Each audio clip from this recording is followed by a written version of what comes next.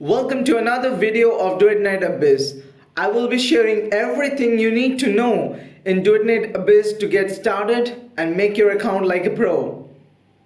With the launch in few hours from now on, let's not waste any more time. Make sure to stick around as we are going to cover everything from the very basics. Alright then, let's get started. We have mainly 6 elements in DNA: Pyro, Hydro, Anemo, Electro, Lumino, and Umbro. When a character deals damage with a skill, they can inflict bonus effect corresponding to that element on the enemy. Pyro, Hydro, Anemo, and Electro does dot damage as bonus effect. Meanwhile, Umbro does dot damage and reduces the movement speed. Lumino does dot damage and refreshes all other bonus effect durations. Here, as you can see, the enemy has a blue layer to them that indicates that they are inflicted with Hydro bonus effect. The number inside the red circle is the dot damage from the bonus effect. Each enemy can have max 6 stacks of bonus effects per element on them. Now let's look at the character stats. I will explain every stats in details.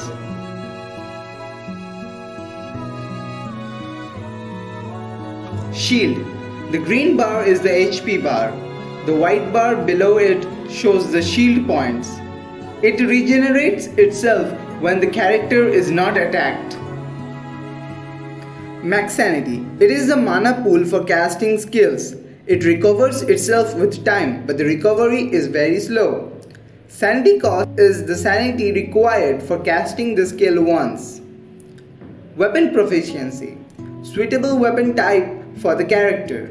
Players can equip any type of weapon to all characters, although there is a little damage reduction by the weapon if it doesn't match the proficiency.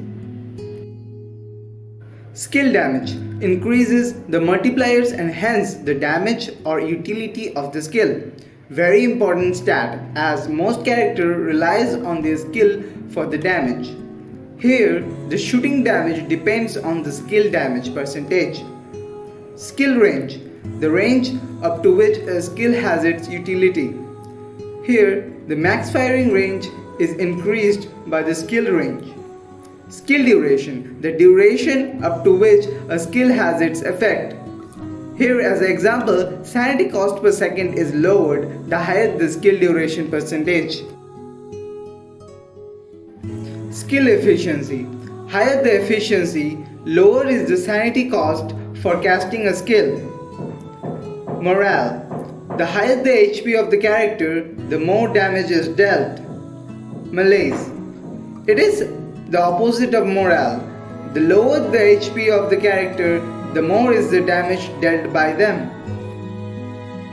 Now, based on damage type, characters can be classified in 3 categories. Skill damage. These characters mainly deals damage from their skills. Niflay, Zilu and Fushu are examples of such characters. Skill damage cannot crit. It is affected directly by elemental attack. This type of characters need high sanity management. Weapon damage. These characters mainly deals damage through their melee or ranged weapons. Keizo and Yuming are examples of such characters. Weapon damage is not affected by skill damage percentage. Best thing about the weapon damage characters is there is no need for sanity management, which helps in long battles. Consonance users. Third weapon or a special weapon only available to some characters like Line, Psyche and Berenica. These characters deals damage mainly by their consonance weapon. Damage dealt by consonance weapon is considered as both skill damage and weapon damage. Hence, it is affected by skill damage percentage and can also crit. Consonance weapon stats vary depending on their character. There are mainly 3 major categories of weapons in DNA: melee weapons, ranged weapons, and consonance weapons. Every character can equip 1 melee and 1 ranged weapon. Consonance is a special weapon available to only some characters like Line, Psyche, and Berenica. There are many types of melee and ranged weapons available in DNA. For melee weapon we have sword, great sword, dual blades, katana, whip sword, and polearm. Scythe and spear fall under the polearm category. These weapons are available for free in-game by crafting. As for ranged weapons, we have pistol, dual pistol, bows, assault rifle, shotgun, and grenade launcher. Now let's look at weapon in more details. Weapons have mainly a passive and an active ability. Trigger probability is a very important stat. Like element have bonus effects, weapon have bonus effects too, which is caused by the trigger probability of the weapon. Pierce, which deals 1.5 times more damage to HP, slash, which deals 2 times more damage to the shield, and smash, which deals 2 times more damage to the stance bar. Stance bar is only for bosses. Below their HP bar, the white bar is known as stance bar. Once it depletes, the boss enters break mode. More damage can be dealt in this time. Weapons, along with normal attacks, have charged, plunge, and sliding attack. The multipliers on the weapons are fixed and don't increase with skill damage percentage. Geniemons are like pets in DNA. They each possesses different passive and active skills, which the player can use whenever necessary. They don't actively take part in the combat. They can be found all over the world. To catch them, you need to click when the bar is at the middle zone. They come in various types, which also includes the shiny version of themselves. Shiny Geniemons have one more trait slot than normal ones. Trait slots are where you equip certain traits from other Geniemons. This type of Geniemons only give traits and cannot be equipped. Traits are small boosts, like this for example. To ascend a Geniemon, you need the same Geniemon or the universal ascending material, which I will recommend to use only for the Battle Pass Legendary Elf Geniemons. Also, from the Helix Leap event, choose a shiny Geniemon you find cute or corresponding to the element of the character you like, because you will farm them all eventually. Driplet is Hydro, Equinox is Umbro, Lumi is Lumino, Zepro is Pyro, and Shromi is Animo. My recommendation will be Zepro cause it's a cute little birdie.